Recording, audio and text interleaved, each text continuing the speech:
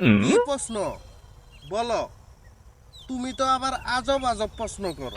এটা আজব প্রশ্ন না, বলো। বাস্তব প্রশ্ন। আচ্ছা বলো দেখি। আম্মু আমাকে পড়াইলো, নেম মানে নাম, ইয়ার মানে তোমার, হোয়াট মানে কি।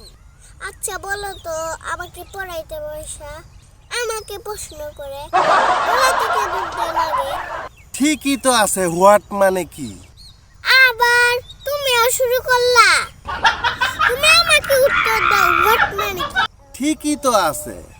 আবার কয় ঠিক আছে।